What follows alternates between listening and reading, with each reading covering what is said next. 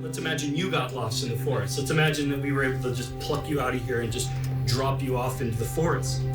Now, if you didn't know where we were dropping you off, we wouldn't have to take you very far for you to be absolutely lost. Because this will basically be able to help you to walk in a straight line to nowhere. But that's it.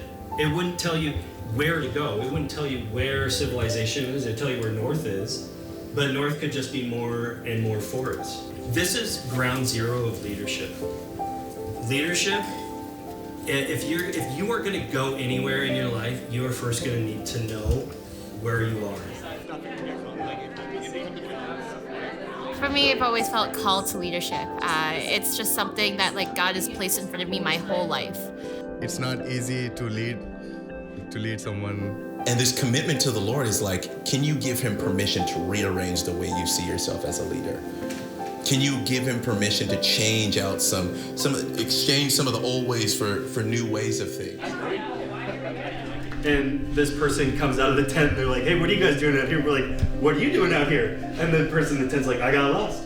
And I'm like, hey, we're lost. We're at the Leadership Summit 2022.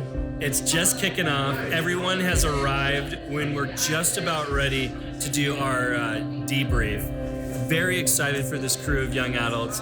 This has been an incredible opportunity to identify, equip, and network leaders here in Canada, and I can't wait to see this continue to grow. It's going to be a great weekend. God is everywhere. God will give you that peace and that contentment in whatever circumstance that he has you in.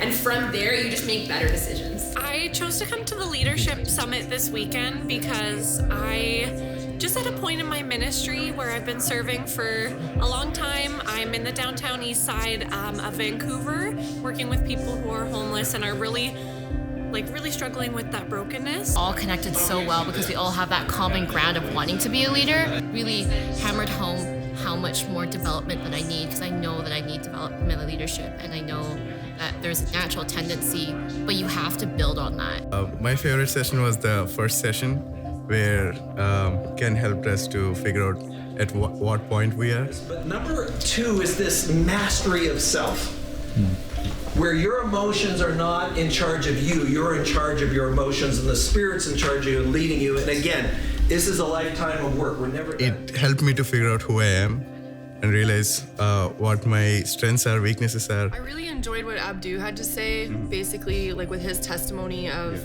having everything fall apart and then being able to rise up from it and really press into God at that moment. You're committed to a vision and a mission when you have to do it yourself. Generosity in the sense that even if we are to be generous, we must feel some sort of a pain being generous. And then that kind of hurt me, I can be generous when I have excess, and then I can just give that away. But it must cause some pain to me, in a sense. And then that should actually help me grow. Learning about how there's responsibility and accountability, and having a heart for the work that you're doing, and how God has a plan for you. I think my favorite part outside of the sessions was just building the community and having conversation with people. Yeah. I really enjoyed just being able to have those deep conversations that in normal life we don't really have that opportunity unless we really carve out the time for it. Going home with the encouragement that even though I'm not in typical ministry, my life is ministry, and I'm going into a place where people need Jesus, and I just want to go back into it with more boldness to speak about him and to be bold about my faith and to not be ashamed of the gospel.